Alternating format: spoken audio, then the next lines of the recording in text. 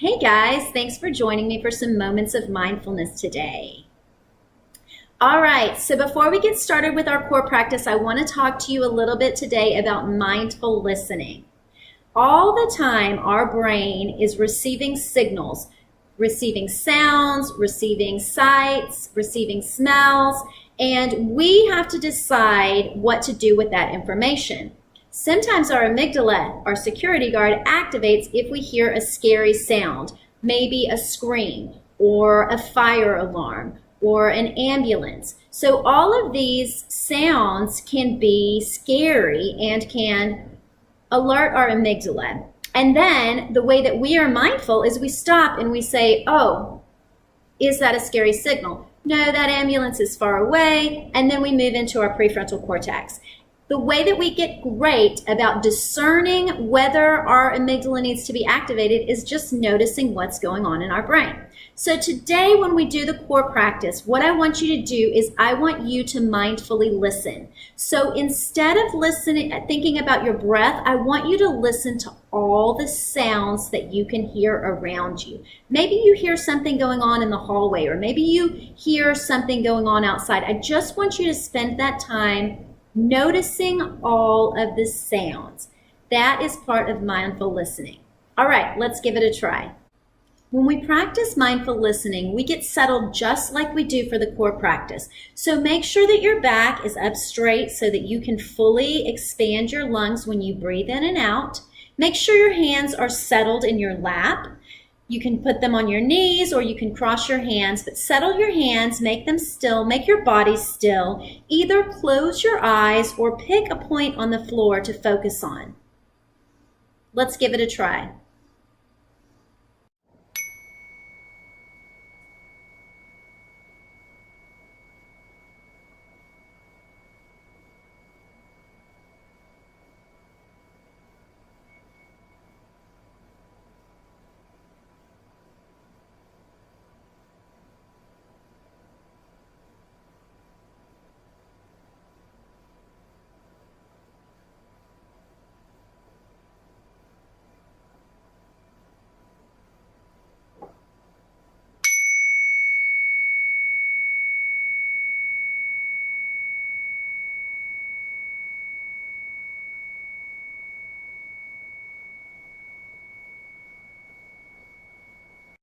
Okay, how was that?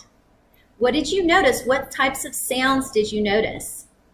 So like I said, all the time we're getting different signals and our brain gets to decide what's important and what's not. And sometimes when we hear loud noises, our amygdala decides, oh, that is important, and our amygdala activates. And it's our job to notice that it's activated and decide whether or not it's safe or dangerous. And if it's safe, we want to move into our prefrontal cortex. That's what being mindful is all about. So sometimes when we're doing the core practice, there will be sounds around us. Maybe you can hear somebody next to you fidgeting around.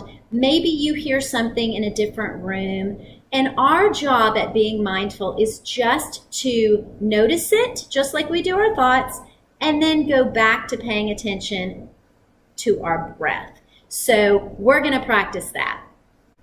Okay, so let's try the core practice again. And this time, I want you to just go back to focusing on your breath. Because remember, the more we do the core practice, the more we practice focusing on our breath, the easier it gets. When you focus on your breath, you give your brain time to relax. You give your brain time to rest. And you are being mindful of what thoughts are coming up. Sometimes while you're focusing on your breath, you get distracted and you start to think of something else. That's okay. When you realize you got distracted, just remind yourself, oh yeah, I'm focusing on my breath, and go back to your breath. The more you practice it, the better you get at it and the more mindful you are. So let's give it a shot.